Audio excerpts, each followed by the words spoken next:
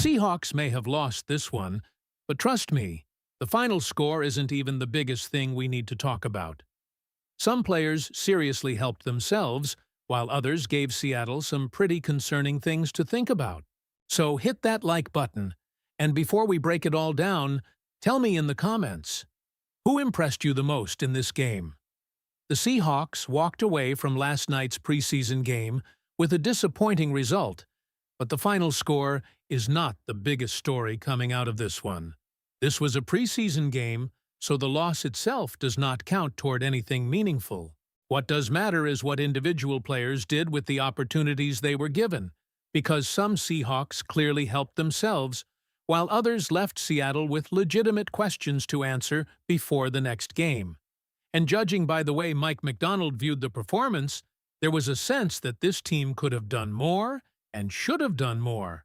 That is what makes this game worth examining closely. There were players who took advantage of increased opportunities, players who unexpectedly stood out, and position groups that did not perform at the level Seattle wanted. So, even though the result leaves a bitter taste, there are some genuinely encouraging performances buried inside it. One of the first names that deserves attention is George Holani. With Zach Charbonnet out and both Jadarian Price and Emmanuel Wilson dealing with injuries, Holani suddenly found himself carrying a much larger workload than he may have expected. He finished with 12 carries for 42 yards, with that production coming in essentially a quarter and a half of work. The numbers do not tell the entire story either. Early in the game, running room was difficult to find. Dallas was getting defenders to the line of scrimmage quickly, making life uncomfortable for the Seahawks' rushing attack. Holani had to work for what he got. What stood out was his vision and his ability to locate the available opening rather than forcing something that was not there. Would you have liked to see him break an extra arm tackle and turn one of those runs into a huge, explosive play? Absolutely. But considering the circumstances and the responsibility Seattle placed on him, this was a positive performance. Holani looked strong and showed that when Seattle needed him to handle additional work, he was capable of doing it. Then there was one of the more interesting performances of the entire night, Rashad Rochelle. And what made Rochelle stand out was not necessarily what he did as a receiver. His biggest impact came in the return game. Every time he had an opportunity with the football, there was something noticeable about the way he attacked space. He found openings, identified gaps, and gave Seattle something to think about when evaluating its return options. That does not automatically mean a roster spot is waiting for him. The performance should not be exaggerated into something it was not. But for an undrafted free agent who was signed well after the draft, this was exactly the kind of night that can make coaches pay closer attention. The comparison within the game was interesting because Cody White had previously handled return responsibilities.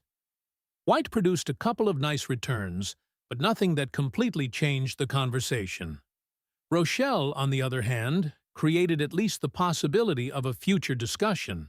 If Seattle were to deal with an injury involving one or more of its return options, Rochelle showed enough in this game to make his name worth remembering. And that is exactly what preseason football is supposed to reveal. Sometimes, the most valuable performance is not somebody proving he should immediately become a starter. Sometimes it is a player showing the coaching staff one specific thing he can do well enough to become useful when circumstances change. Rochelle may have done precisely that with his work in the return game.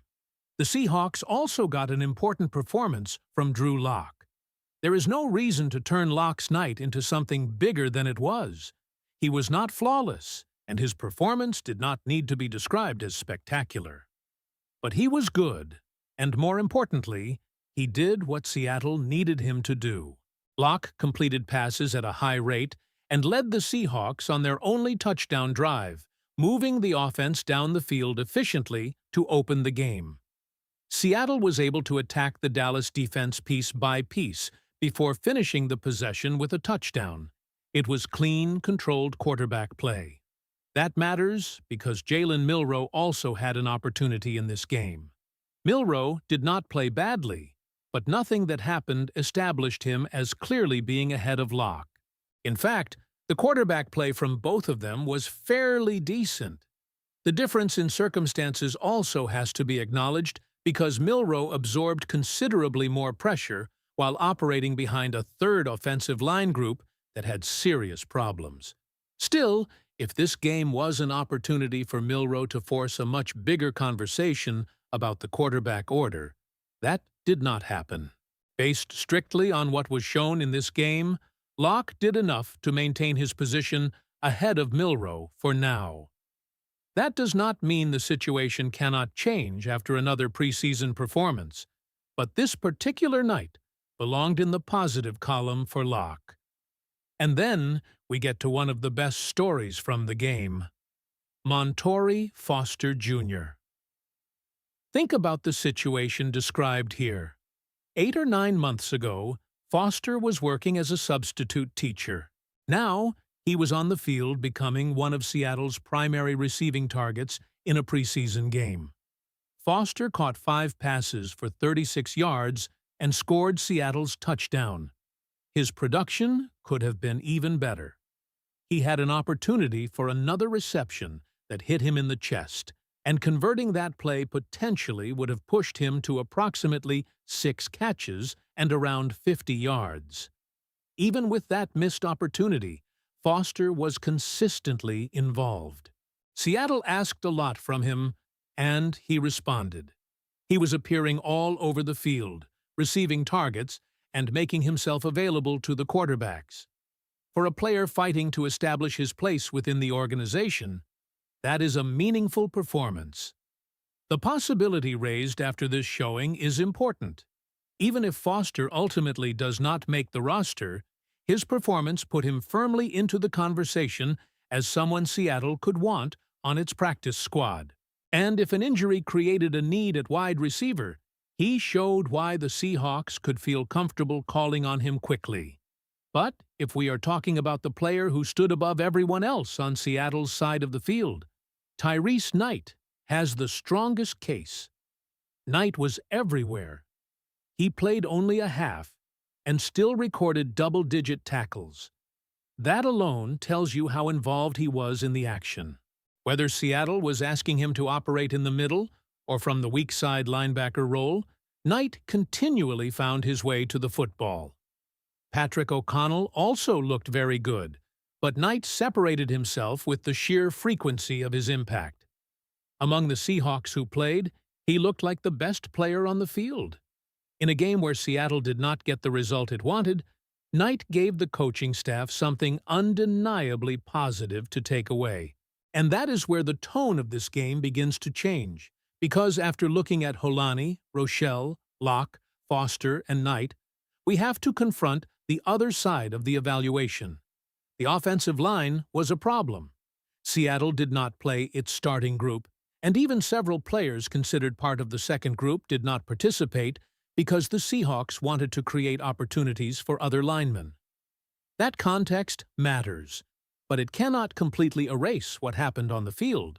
Josh Jones struggled. Bobby Hart struggled. Mason Richman had his own difficult moments. Other offensive linemen could have been included in the same conversation because this did not feel like one isolated player having a rough evening. It felt like a broader issue with the backup offensive line. Bo Stevens was viewed as having a more acceptable performance, but the overall concern remained. The Seahawks wanted this offensive line group to show improvement, and while there was still confidence expressed in the first unit, the depth behind it did not provide the same comfort in this game. That becomes especially important when thinking about injuries. The concern coming out of this performance is simple. If Seattle loses somebody from the top offensive line group, are the players behind him prepared to step in without the offense suffering a significant drop? Based on this game alone, that question became harder to answer confidently. We saw the consequences when Milroe was on the field. He was getting hit far too often, and the third offensive line group was not giving him a comfortable environment in which to operate. That makes evaluating the quarterback more complicated while simultaneously putting an even brighter spotlight on the protection in front of him. And the offensive disappointment went beyond individual linemen. Seattle finished with only 156 yards of offense, and regardless of the fact that backups and third-string players were receiving significant snaps, that simply was not considered good enough. The opening sequence was encouraging. After that, the offense failed to sustain the same level. There were penalties, there were dropped passes, and there were execution issues, but the final production remained disappointing. That is the strange reality of this preseason game. Seattle lost, and there were obvious reasons for frustration, but several individual players walked away having strengthened their cases. Holani handled increased responsibility. Rochelle created intrigue as a returner. Locke delivered a steady performance. Foster turned an unusual journey into real production on the field. And Knight looked like the Seahawks' standout player. At the same time, the offensive line depth raised a warning that cannot simply be ignored because this was preseason. The score may not count, but these individual performances absolutely matter when Seattle is deciding who can be trusted when the games eventually do count. So after seeing who stepped forward, and where the biggest concerns started to appear, what do you think was the most important takeaway from this Seahawks performance, and which player helped himself the most? Leave your opinion in the comments. Subscribe to the channel, leave a like, and click the video on your screen right now. For the latest Seahawks news first, this is the place to be.